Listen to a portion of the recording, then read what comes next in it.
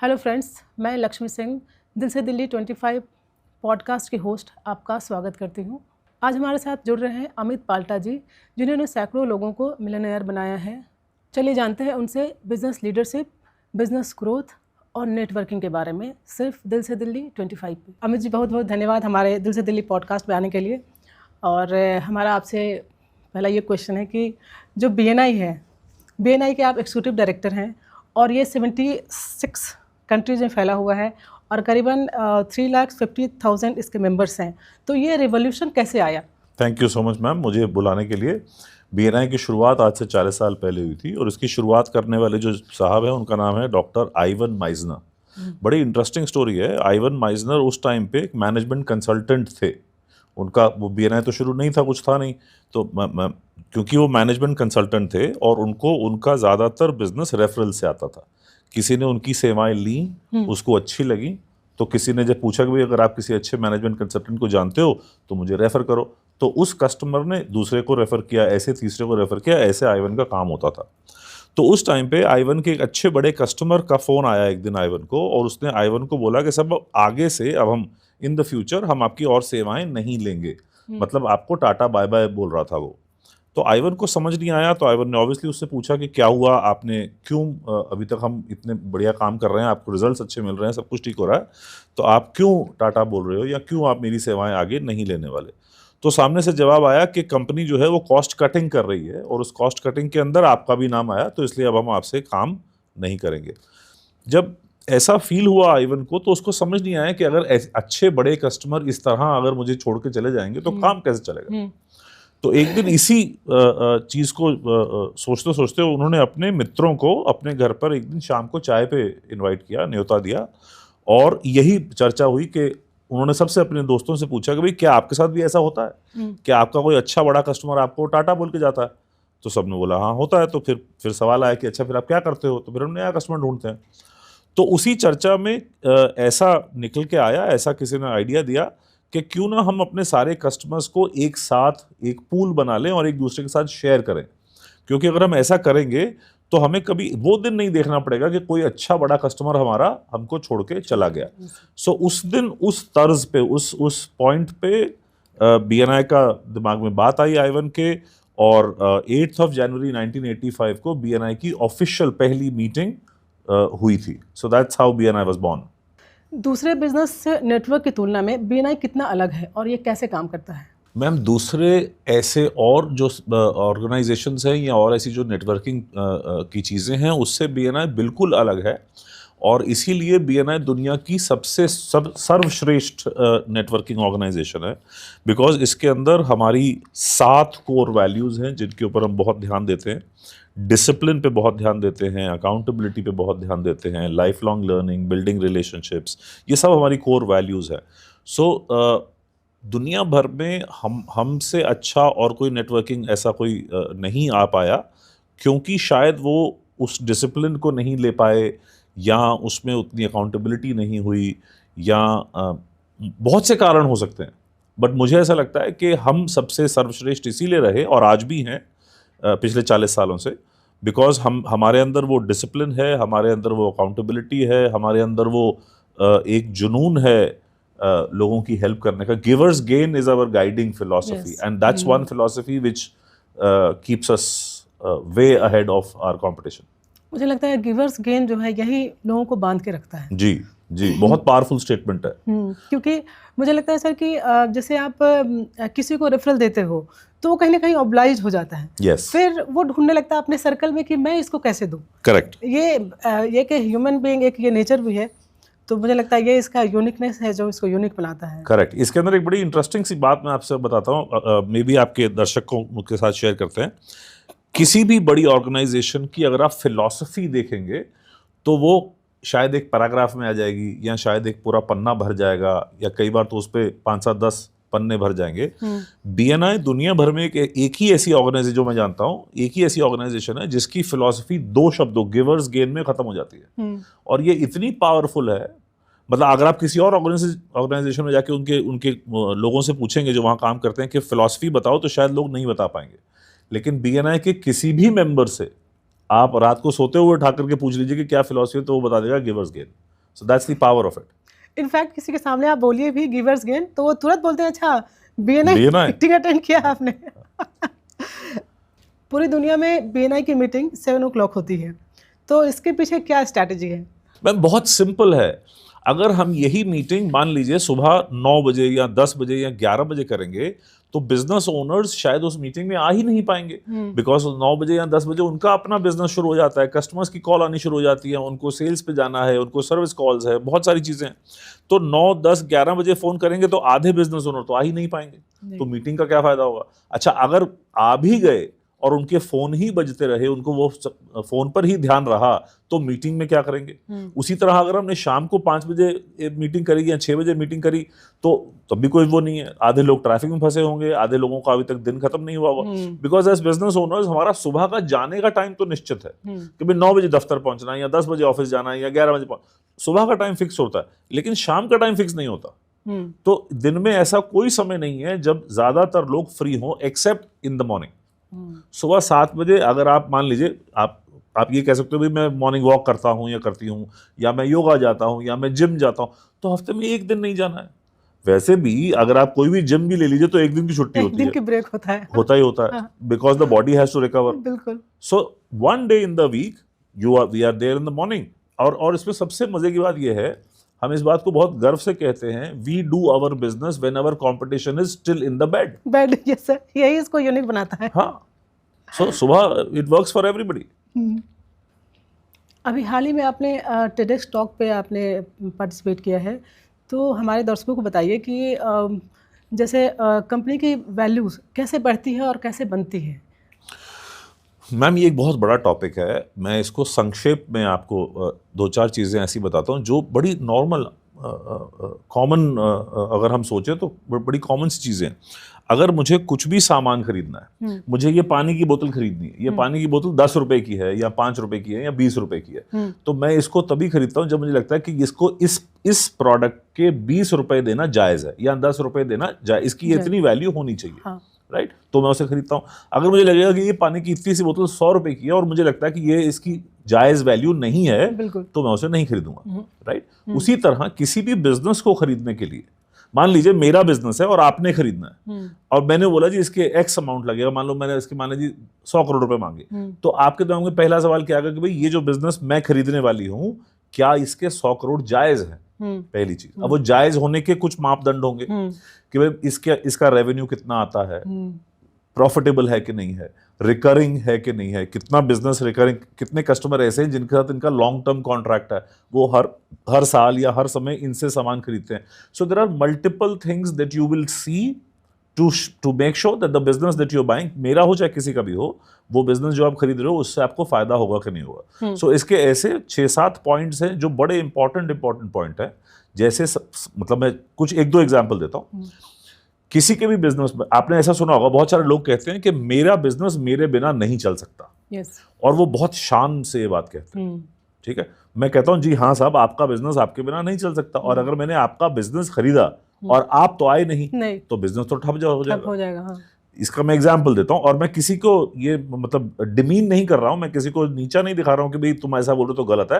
कुछ बिजनेसेस हैं जो आपके बिना नहीं चल सकते। फॉर एग्जाम्पल मसलन एक लॉयर का बिजनेस लॉयर के बिना कैसे चलेगा? नहीं चलेगा। एक डेंटिस्ट है, वो डेंटिस्ट ही निकल गया बिजनेस में से, तो बिजनेस कैसे चलेगा? Right. So there are some businesses which are dependent on a person और on a particular thing, but as far as possible आप अपना जो बिजनेस है उनको 3 चीजों से उनकी डिपेंडेंसी हटा दीजिए। सबसे पहले जो आपके यहाँ काम कर रहे हैं, अगर आपके यहाँ जो व्यक्ति 1 या 2 या 5 या 10 व्यक्ति अगर वो छोड़ के चले गए और बिजनेस बंद होने वाला है, इसका मतलब आपकी डिपेंडेंसी उन लोगों पर है, उन लोगों पे थी, उसको हटा दीजिए।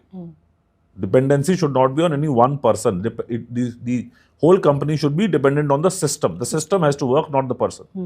Similarly, अगर आपकी कंपनी पर्टिकुलर कस्टमर्स पे डिपेंडेंट है, आपका किसी 40% धंधा एक ही कस्टमर देता है, वो कस्टमर जिस दिन चला गया उस दिन 40% धंधा बंद हो जाएगा। So do not be dependent on your clients, which means spread your clients. Yes. And similarly spread your vendors. आप कुछ सामान, मान लीजिए मैं ये प्लास्टिक खरीदता हूँ, एक ही आदमी से मेरा 90% प्लास्टिक आता है, जिस दिन उसने अपनी टर्म्स कुछ चेंज कर दी तो मैं वो प्लास्टिक नहीं खरीद पाऊंगा या मैं वो रॉ मटेरियल नहीं खरीद पाऊंगा. So do not be dependent on one vendor, spread your vendors. So there are multiple such things. If you keep in mind, you will be able to get a good value for your business. और मैं ये नहीं कहता कि आपको value का मतलब है कि धंधा बेचना ही है. आपका धंधा आप चाहे ना बेचें, लेकिन डिपेंडेंसी कम कर देंगे तो उसकी वैल्यूएशन जरूर बढ़ जाएगी, चाहे आप उसे बेचें चाहे फिर आप उसे ना बेचें. तो ये वैल्यू ऐड करता है, जैसे ब्रांडिंग भी वैल्यू ऐड करता है. यस यस, ब्रांडिंग का भी एक बहुत बड़ा महत्व होता है. ब्रांडिंग का मतलब, जैसे इस समय मैं किसी ब्रांड का ऐसे नाम लूंगा तो आप बोलोगे कि भी ब्रांड का नाम मत लीजिए, बट कोई भी दिमाग में आपके ब्रांड आ रहा हो तो उसकी एक ब्रांड रिकॉल वैल्यू होती है. उसकी भी एक वैल्यू लगती है किसी भी कंपनी में, जब अगर कभी उसको बेचना हो या खरीदना हो, कि उसका ब्रांड क्या है, लोग उसको कितना जानते हैं, लोग उसके ऊपर कितना विश्वास करते हैं. All that stuff will make a lot of difference. क्योंकि कहते हैं कई प्रोडक्ट के बारे में कि नाम ही काफी है. हाँ, आप सिर्फ नाम से ही प्रोडक्ट खरीद लेते हो. यस, क्योंकि पहले भी आप कोलगेट है. हाँ, कोलगेट का नाम लेते ही सीधे दिमाग में टूथपेस्ट आता है. टूथपेस्ट आता है. तो कोलगेट एक ऐसा ब्रांड है, हर घर में हर बच्चा हर एक को मालूम है. जैसे गोदरेज, हाँ, अब जितने भी स्टोरवेल हैं, लोग गोदरेज के नाम से ही, जो गोदरेज एक ब्रांड है. Yes yes. अच्छा, आजकल जो ये सोशल मीडिया जो इतना चल रहा है, तो आपको लगता है किसी की ब्रांड वैल्यू बढ़ाने में कंपनी की इनका इम्पोर्टेंट रोल है? मैम देखिए, हर एक चीज़ की एक इम्पॉर्टेंस है, एक अपनी जगह पर इम्पॉर्टेंस है, इसमें कोई शक नहीं है. सोशल मीडिया पर प्रेजेंस होना और उससे कस्टमर्स से जुड़ना एक छोटा सा पार्ट है. लेकिन सोशल मीडिया से आपने मुझे बार बार मेरे दिमाग में वो नॉक कर रहे हो आप उस ब्रांड को लेकर के, लेकिन मैंने उस ब्रांड को कितना यूज़ किया है, मैं उस ब्रांड से खुश हूँ कि नहीं हूँ, मुझे वो उस brand, is there a repeat value of that brand in my mind. There are multiple things which will make a lot of difference. It is not just you can't pin point बस यही एक चीज़ है, इसको कर लीजिए सब ठीक हो जाएगा, ऐसा नहीं है.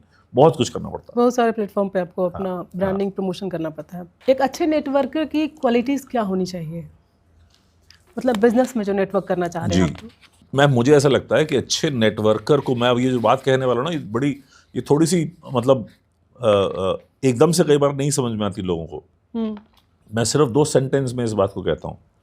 आप कहीं भी जाएं, आप किसी शादी में भी गए हैं, आप किसी फंक्शन में बैठे हैं, आप किसी कॉन्फ्रेंस में, आप कहीं भी बैठे हैं, try not to be interesting, try to be interested. कहने का मतलब, मान लीजिए आज यहाँ एक पार्टी हो रही है और उसमें लक्ष्मी जी बैठी हैं और लक्ष्मी जी कुछ जोक मार रही हैं या कुछ ऐसी बात कर रही हैं जिससे सब लोग उनकी बात सुनने में इंटरेस्टेड हैं. तो लक्ष्मी जी इंटरेस्टिंग हो गई, सेंटर ऑफ अट्रैक्शन हो गई. ठीक है. एक अच्छा नेटवर्कर इंटरेस्टिंग नहीं होता, वो इंटरेस्टेड होता. कहने का मतलब, मान लीजिए आज मैं लक्ष्मी जी से पहली बार मिला, तो मुझे मेरे बारे में मैं क्या करता हूँ, मैं क्या हूँ, कैसे हूँ, ये सब नहीं बोलना चाहिए. मुझे लक्ष्मी जी के बारे में ज़्यादा समझना चाहिए और मुझे पूछना चाहिए कि आप क्या करते हो, how can I help you, what are your various products, what are your customers. अगर मैं आपके बारे में ज़्यादा जानूंगा तो मैं एक अच्छा नेटवर्कर हो जाऊंगा. क्यों? क्योंकि मैंने आपके बारे में जब बहुत कुछ जाना तो कहीं ना कहीं मैं आपकी मदद करने की चेष्टा तो करूंगा, कोशिश तो करूंगा. और अगर मैंने जेन्युइनली आपकी मदद करने की कोशिश की तो मैं कहीं ना कहीं आपके जहन में रह जाऊंगा. और इसका बिल्कुल विपरीत, मैं कहीं पार्टी में गया, मैं लक्ष्मी जी से पहली बार मिला और मैं लक्ष्मी जी को अपने बारे में अपना बखान कर रहा हूँ कि मैंने ये कर लिया जी, मैंने वो कर लिया जी, मैं ये बेचता हूँ, मैं ऐसा करता हूँ, मैं वैसा करता हूँ. लक्ष्मी जी को ऐसे लोग दिन में 10 मिलते हैं जो अपनी ही बढ़ाई करते हैं. तो मेरे क्या प्रोबेबिलिटी है कि मैं लक्ष्मी जी के दिमाग में अपनी छाप, अपना कोई इंप्रेशन छोड़ के जाऊंगा? चांसेस कम है. उसमें इंप्रेशन और ख़राब हो जाता है, क्योंकि एक सेल्फ ब्रांडिंग वाली जो चीज़ होती है, लोग सोचते हैं हम अपनी ही पब्लिसिटी खुद कर रहे हैं, इससे और नेगेटिव पब्लिसिटी हो जाती है. हाँ. और ऐसे मुझे तो 36 लोग मिलते हैं. और लक्ष्मी जी को 5 मिनट तक अगर मैं अपने बारे में बताता रहूँगा ना, तो लक्ष्मी जी शायद मेरे मुंह पे ना कहें, लेकिन उनके मन में आएगा, अरे यार ये कब जाएगा, मैं कुछ और काम करूँगी. So it becomes negative. Yes, you are right. आज के एंटरप्रेन्योर्स के लिए सबसे बड़ी चुनौती क्या है सर? मैम ये बहुत ही डिफ़िकल्ट सवाल है, क्योंकि सबसे बड़ी चुनौती हर एक बंदे की अपनी है. कुछ लोगों की चुनौती हो सकती है कि उनको ऐसी परिस्थिति मिली या ऐसी परिस्थिति नहीं मिली जिससे वो ग्रो कर पाए. कुछ लोगों की चुनौती ये हो सकती है कि उनके पास बहुत ज़्यादा पैसा था. कुछ लोगों के पास ये भी चुनौती हो सकती है कि उनको पैसा नहीं था, पढ़ाई नहीं थी या कुछ और था. So everybody has to fight their own battle, right. But broadly speaking मुझे ऐसा लगता है, और ये बात हम कई बार बहुत सारे प्लेटफॉर्म्स पे बात हुई, कि आज से 20 साल 30 साल 50 साल पहले उतनी अपॉर्चुनिटीज़ नहीं थी जितनी अब हैं। सरकार उतना हेल्प नहीं करती है एंटरप्रेन्योर्स को, लघु उद्योगों को, एमएसएमईज़ को। बहुत सारी स्कीम्स, बहुत सारी चीज़ें सरकार चला रही है और बहुत सारा हमको फ़ायदा भी हो रहा है। बहुत सारे स्टार्टअप्स, बहुत सारे लोग देख रहे हैं। लेकिन मुझे लगता है जो अब भी नहीं कर रहा तो फिर भगवान मालिक है। बीएनआई चैप्टर में कोई ऐसी आपको कहानी मिली हो जिसने स्क्रैच से आज मिलियनेयर बन गए हो? कोई ऐसी कोई स्टोरी हमारे साथ शेयर कीजिए। मैम, मेरे को ऐसे बहुत सारे लोगों से मैं मिला बीएनआई में, जो जब वो बीएनआई में आए थे तो उन्होंने भी अपना काम या तो शुरू ही किया था या वो स्ट्रगल कर रहे थे। और बीएनआई में आकर के बीएनआई के सिस्टम्स को समझ के, अपना के, उनको प्रैक्टिकली करके उन्होंने बहुत सारे, मतलब they really rose in their life. मैं नाम नहीं लेना चाहता। मैं एक सीए साहब से मिला, बीएनआई में आना चाहते थे। उनके ऑफिस जाके हम चेक लेके आते हैं। ऐसा हमारा बीएनआई में प्रोसेस होता है कि जो भी कहता है कि मुझे बीएनआई में आना, हम पहले उसके दफ्तर जाते हैं, उससे वहाँ मिलते हैं, बात करते हैं, उसके बारे में समझते हैं, फिर अगर ठीक आदमी लगता है तो हम उसको लेके आते हैं। तो ये सीए साहब के ऑफिस में मैं गया, सारी बातचीत हो गई। उसके बाद हमने उनसे ओके भी बोला। तो जब मैं वापस आने लगा तो सीए साहब मुझे बाहर गेट तक छोड़ने आए। तो उस समय मुझे, जब वो गेट तक छोड़ने आए तो क्योंकि शायद उनको गाड़ी में लंच पड़ा था या कुछ उन्होंने गाड़ी से निकालना था, तो उन्होंने अपनी गाड़ी खोली तो उनके पास मारुति 800 गाड़ी थी। खैर, उससे that's not how I judged the person, because he was a good person, he was a ethical person, he was all of that stuff, so he became a member. 6-7 साल बाद किसी कारण से मुझे उसके दफ्तर फिर जाना पड़ा।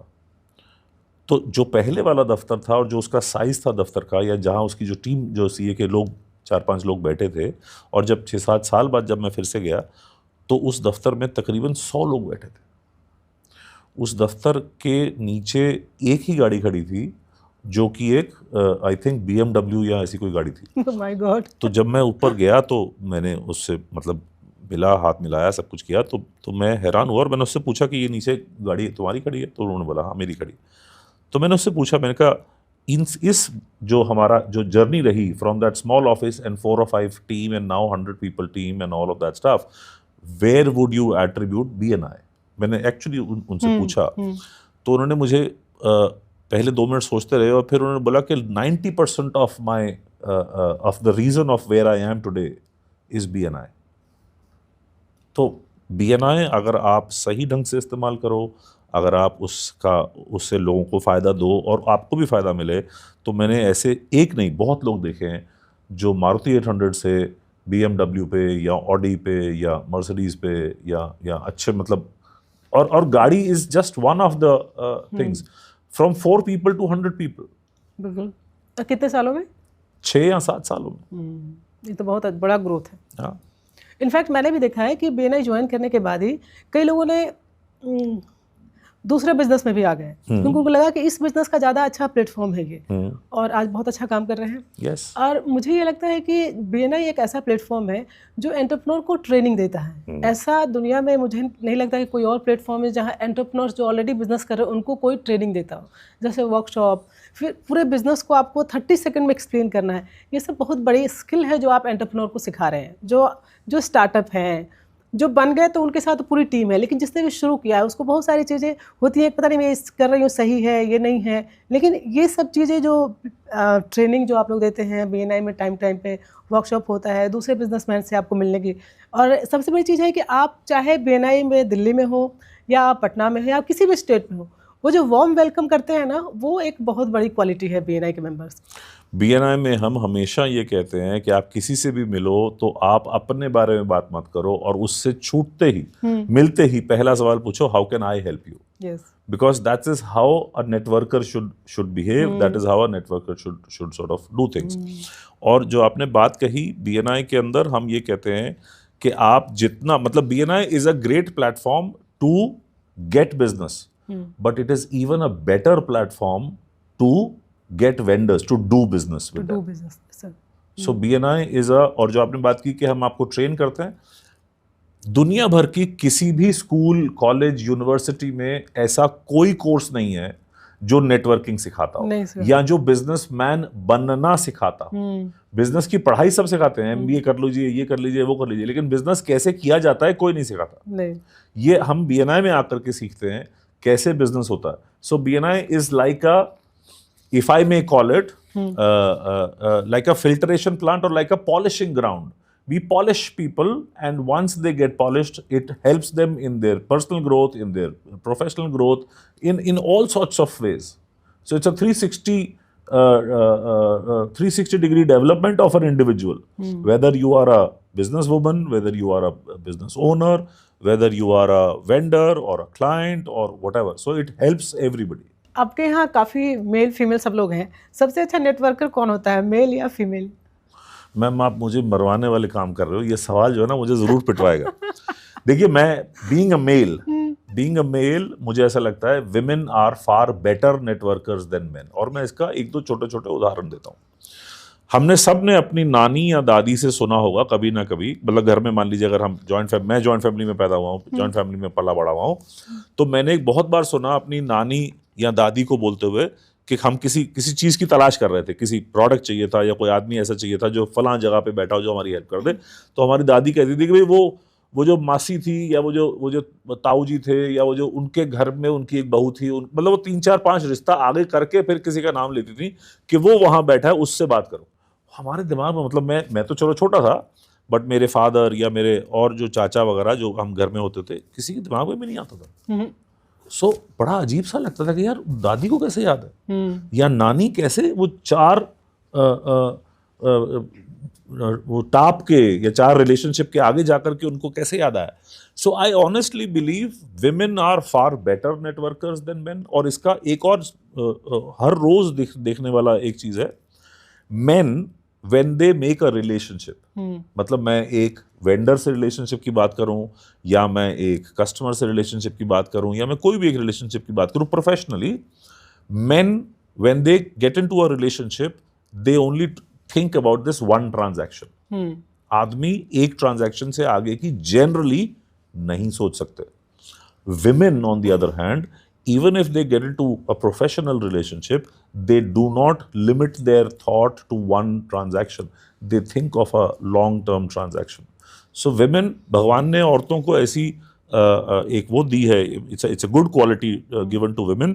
Women are natural networkers, men are not natural networkers. क्योंकि वुमेन के पास बात करने के, एक वुमेन अगर दूसरे से मिलती है तो उसके पास बात करने के बहुत सारे टॉपिक्स होते हैं जो मेन नहीं करते। फैमिली, बच्चे, घर, बहुत कुछ। आप एक जैसे मैं बता रही हूँ कि अभी से कुछ साल पहले दिल्ली में जिन लोगों को कहा जाता था कि भाई ये गॉसिप गर्ल है, आज वो लोग एक सक्सेसफुल बिजनेस वुमेन है, क्योंकि उन्होंने उस गॉसिप नेटवर्क को उन्होंने बिजनेस में चेंज कर दिया, तब्दील किया। हाँ। तो ये चेंज तो मैं देख रही हूँ, और ऐसे बहुत सारे एग्जांपल हैं, क्योंकि बहुत लंबे टाइम, मुझे 25 ईयर्स इसमें हो गए।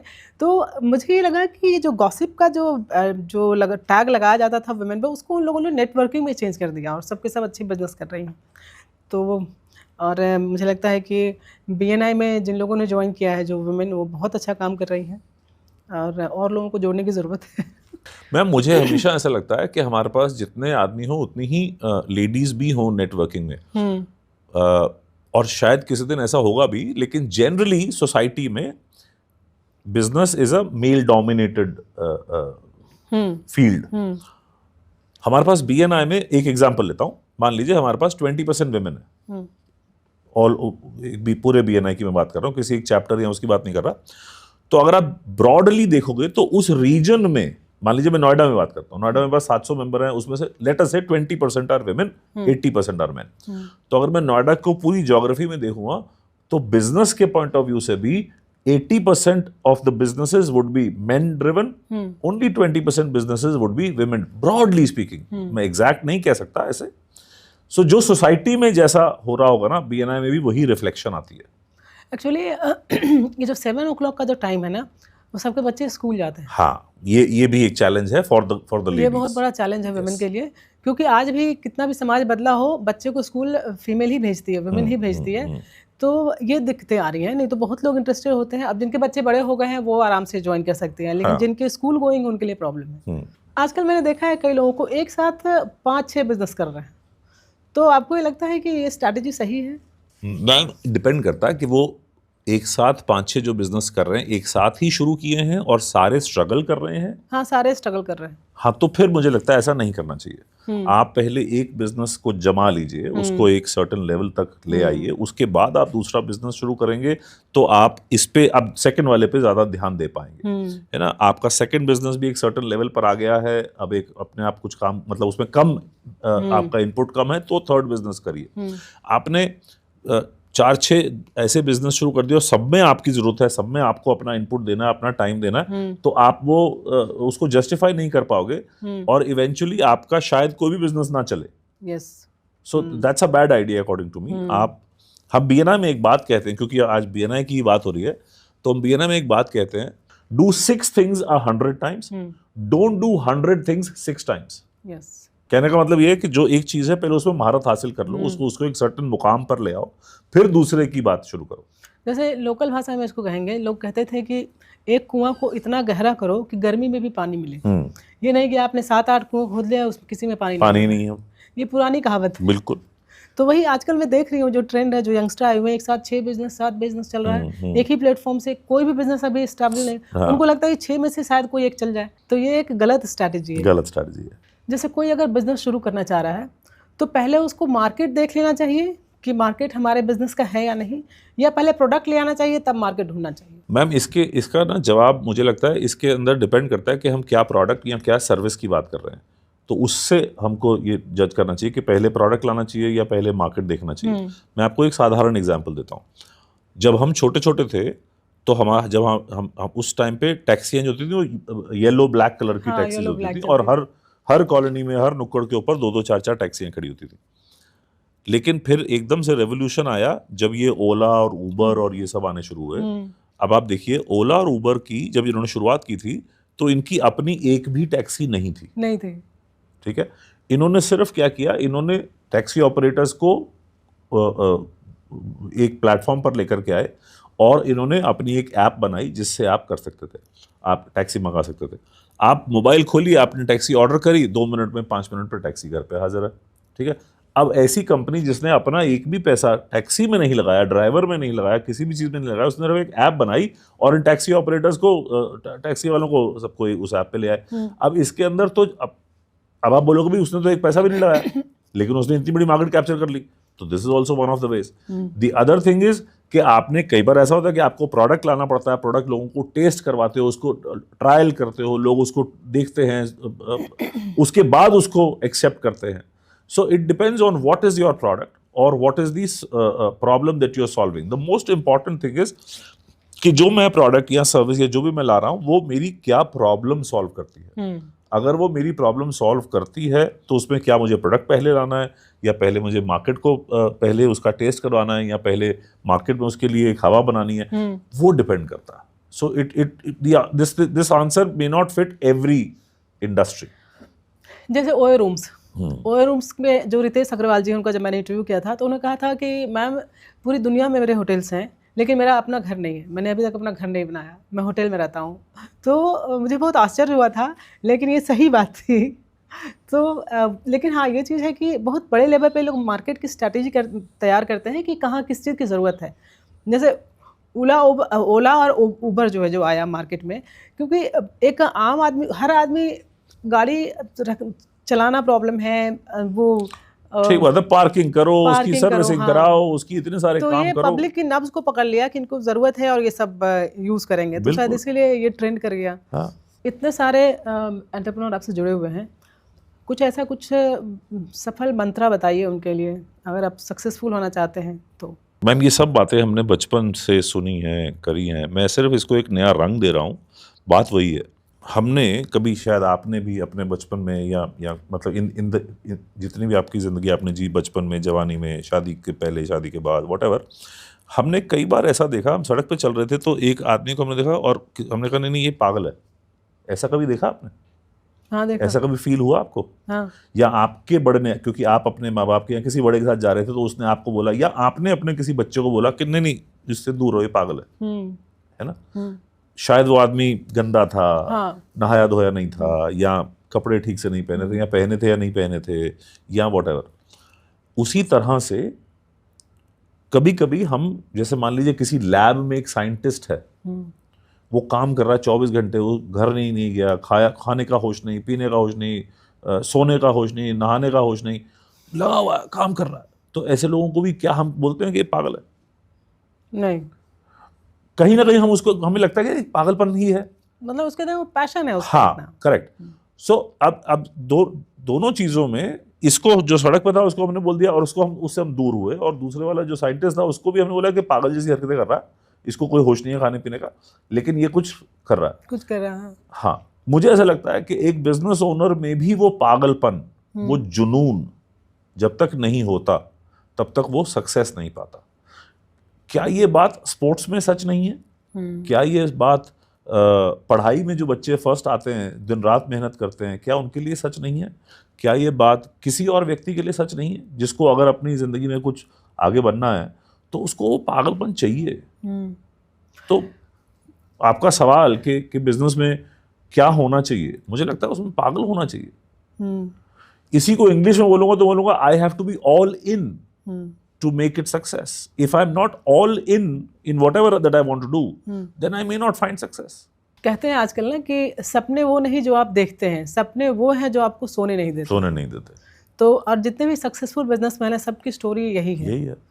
तो कोई शॉर्टकट नहीं है।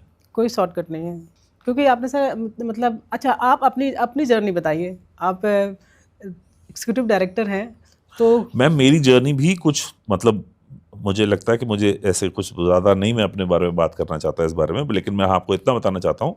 आप कैसे जुड़े इससे? हाँ, मैं किसी कॉन्फ्रेंस में गया था, वहाँ पर कॉन्फ्रेंस के दौरान एक ब्रेक में चाय ब्रेक हुई, उसके अंदर हम सब लोग चाय पीने चले गए।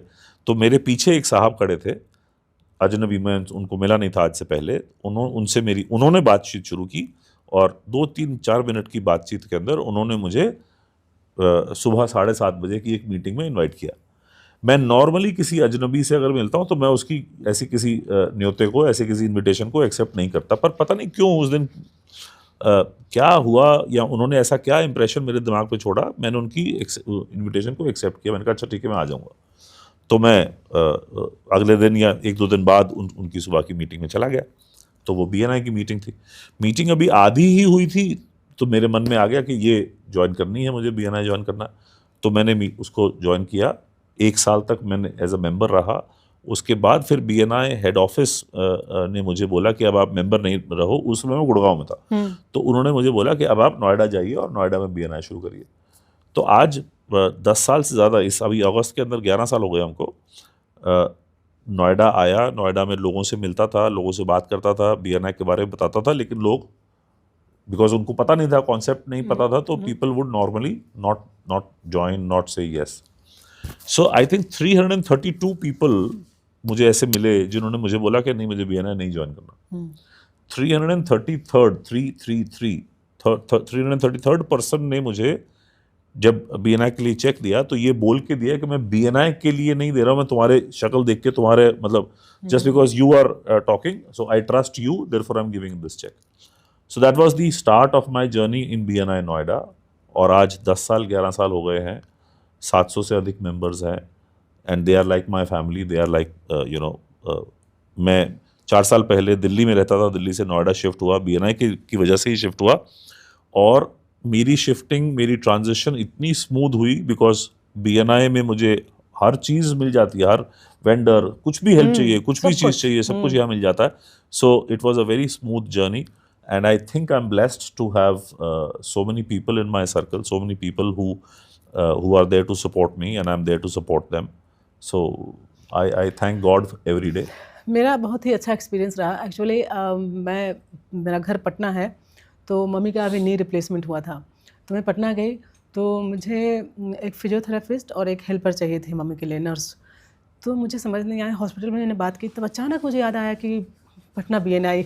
तो मैं एक दिन मीटिंग अटेंड की थी, फिर मैंने उसमें इंक्वायरी डाली।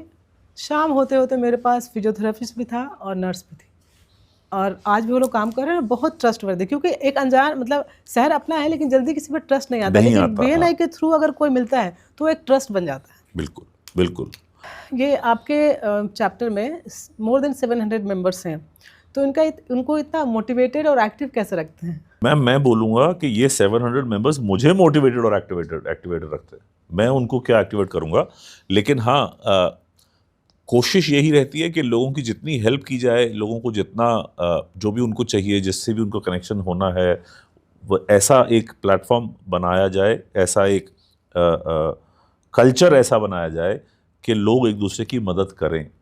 और क्योंकि हम सब एक दूसरे के लिए हमेशा तत्पर खड़े रहते हैं, हमेशा एकदम वो रहते हैं, सो इसलिए मोटिवेट करने की जरूरत नहीं पड़ती, पीपल आर मोटिवेटेड। और बिजनेस ओनर्स तो सेल्फ मोटिवेटेड होते ही हैं। अगर वो बिजनेस ओनर है तो वो सेल्फ मोटिवेटेड है, बिकॉज नौकरी करने वाले तो किसी की नौकरी करते हैं, लेकिन धंधा करने वाले और लोगों को नौकरी देते हैं। बिल्कुल। तो दिल से दिल्ली के जो दर्शक हैं उनके लिए कुछ विशेष संदेश दीजिए। मेरी बहुत बहुत शुभकामनाएं हैं आपको और आपके सभी दर्शकों को। मेरे लायक कोई भी चीज़ हो जिससे मैं आपकी हेल्प कर सकूं, आपके दर्शकों की कोई हेल्प कर सकूं बिजनेस में या किसी भी और तरीके से, I will be more than happy to help them, because help करना ही सीखा है और हेल्प करते करते ही आज यहाँ तक पहुँचे हैं। So with 700 people I think we can help anyone and anywhere in the country, outside the country, और BNI तो all over the world है। 76 कंट्रीज में है, 3.5-4 लाख मेंबर्स हैं। तो इसलिए मुझे ऐसा लगता है कि किसी को भी कहीं पे भी कोई हेल्प चाहिए हो तो we can help. Thank you so much Amit ji, आपका टाइम देने के लिए। और मुझे ऐसा लगता है कि जो आपके बिजनेस से रिलेटेड जो टिप्स हैं ये सबको बहुत काम आएंगे और बहुत ही उपयोगी है उनके लिए। Thank you. Thank you so much.